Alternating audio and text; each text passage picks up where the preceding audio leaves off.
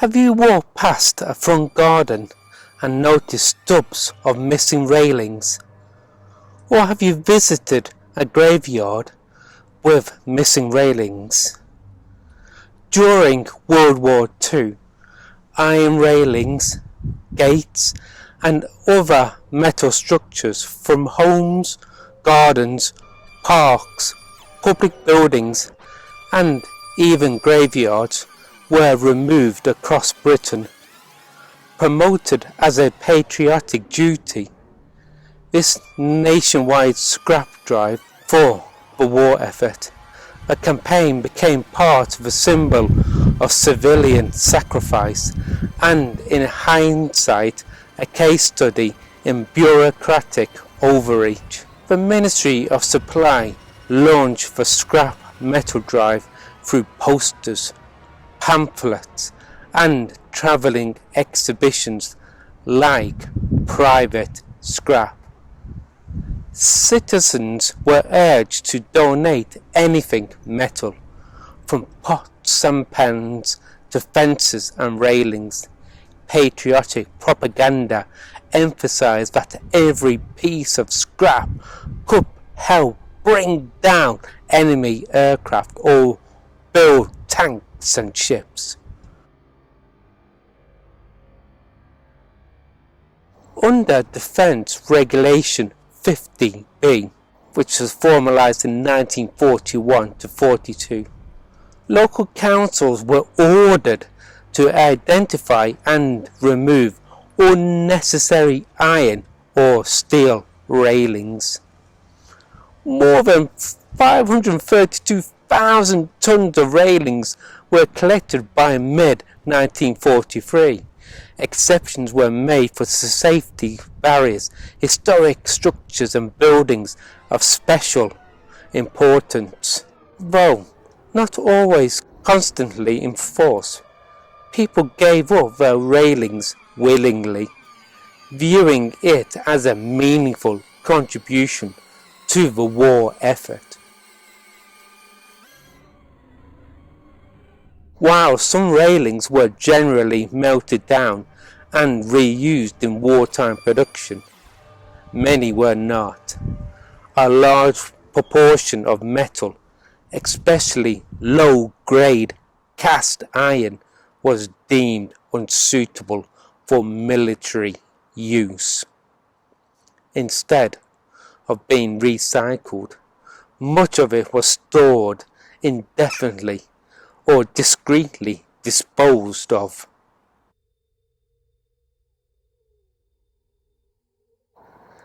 Substantial quantities of scrap, including railings, were dumped in the Thames estuary and other coastal waters. Divers and historians have reported finding these underwater deposits.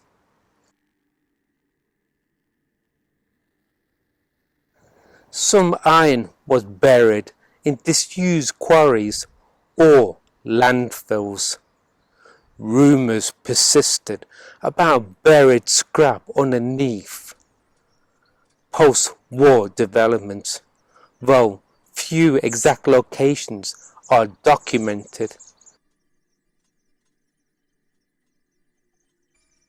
Tons of railings sat rusting in storage yards and rail sidings throughout the war and beyond, with no immediate use and no real plan for post-war recovery.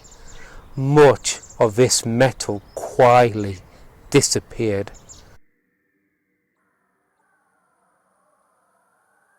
The majority of railings were made of brittle cast iron, which was difficult to repurpose for modern day weaponry. By the time collections peaked, Britain was receiving more robust steel from the United States and Commonwealth nations. The campaign's symbolic value outweighed its actual material contribution.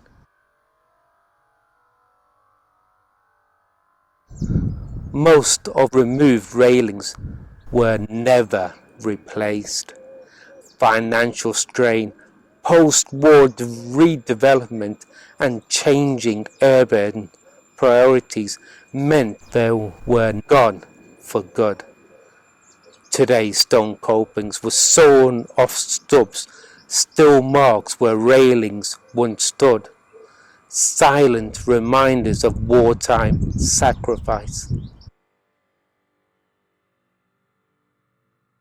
Government portrayed the campaign as a powerful act of civilian support, suggesting that the railings were needed would have undermined trust and wartime morale.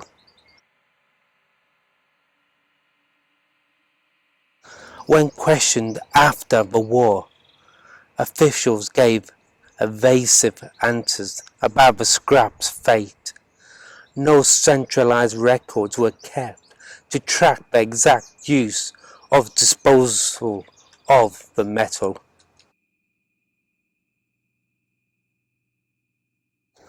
Evidence points to the widespread dumping and abandonment of unused scrap.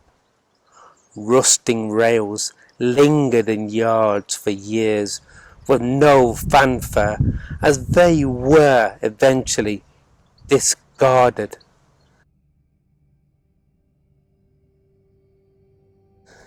Councils claimed missing railings weren't replaced due to the cost or new design standards. This narrative obscured the reality. Many had been removed unnecessarily in the first place. Most citizens never realized their railings may not have served any purpose.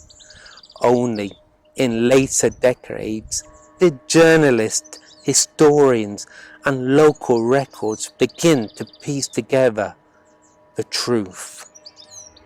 Some communities, such as Stoneway in Scotland, were untouched due to the logistical cost of removal, preserving original ironworks to this day.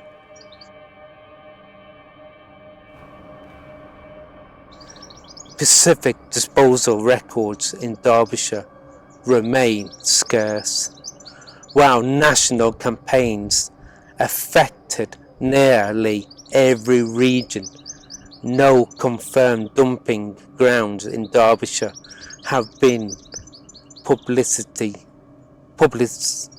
publicised or documented. Local archives such as the Derbyshire Record Office may hold clues. Conversely, areas like Stoneway retain a rare continuity of ironwork, a testament to the uneven nature of the collection campaign.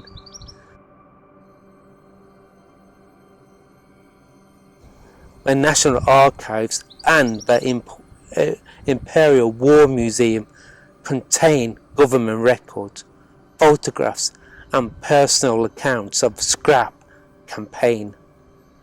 The London Gardens Trust explores how the drive affected park railings and public landscapes.